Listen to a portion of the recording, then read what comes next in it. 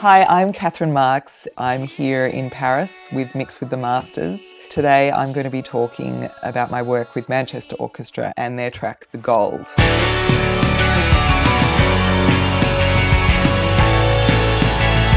This song was the kind of moment where myself and the boys really started to gel and begin to trust each other. The process itself was really interesting because I had previously been working with a lot of artists on their first or second record, and I went into this process thinking, great, this is their fifth album. The psychological aspect is going to be minimal. It's just going to be about the music. I couldn't have been more wrong. The boys had placed a lot of pressure on themselves, unbeknownst to me. It was their sort of make or break album. And I was very fortunate to be given the opportunity to work with them.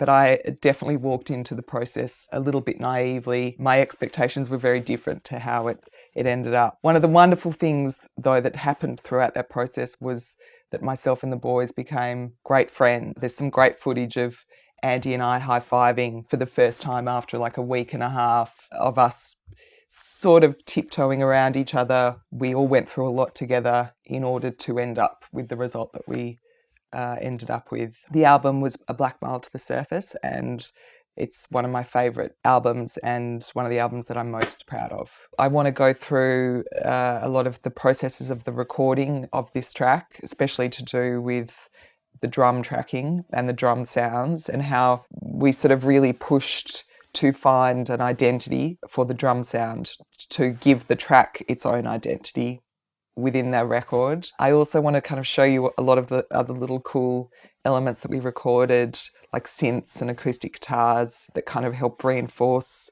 the foundation of the track. And I also want to go through some of the vocal processing that on this particular record is something that I now use on every record that I've worked on since. So how the process started of myself working with the Manchester Orchestra boys was, I know that there were a lot of other amazing producers up for the role, and myself and Andy had an initial phone call which had been scheduled by our managers, and for some reason we were like, let's just get each other's number and call each other whenever we want to. And they'd sent me a bunch of demos which had been recorded at a cabin with just one mic, and already I could get a sense of how like amazing the songs were. And I remember thinking, and again, Andy and I had not had a conversation about the songs or any kind of meaning behind them, but my initial reaction to the demos was each song sounds like an individual character. It felt like it would end up being an album that had a real sort of story arc. And when we chatted, he said that this is an album where it's based around an imaginary mining town, and there are certain characters in the story that feature in different parts of the songs. So, and there were also like a lot of little motifs throughout the songs that featured in other songs. So I loved how all the characters had different connections throughout the album. So after this conversation, I must have said all the right things because they eventually chose me to work on the project, and we'd had lots of conversations prior to actually going into the studio together. I flew over. We did a week's pre-production in the same cabin where they performed all the demos, and we just kind of worked through the songs.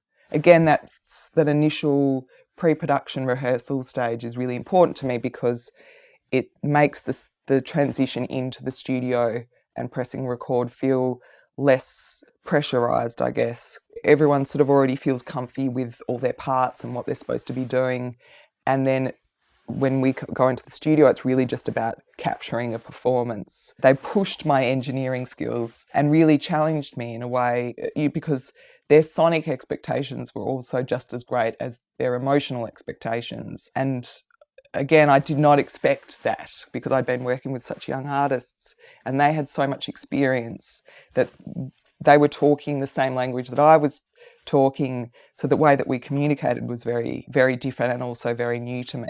We had a lot of discussions about drum sounds and snare sounds, which to me is really exciting, but I'd never been able to discuss that with the other artists, that no one really cared until this point. Often it's the thing that I obsess over. We recorded this album at this amazing studio in Asheville in North Carolina called Echo Mountain, and the room that we were in is a beautiful old converted church. So there was gorgeous stained glass windows, and the light would change throughout the day. We had sort of all these amazing kind of strip lighting set up. The room sort of looked and felt amazing, almost like a film set. And everyone had their own little space. It was all tracked live together. But the room was so vast, and one thing that I explored on this record was recording the room and the sound of the room. Not necessarily on this song specifically, but there were some songs where I could find the right position far away where the delay was the correct time. So there was no sort of delay plugins going on. The echo in the room was recorded like that.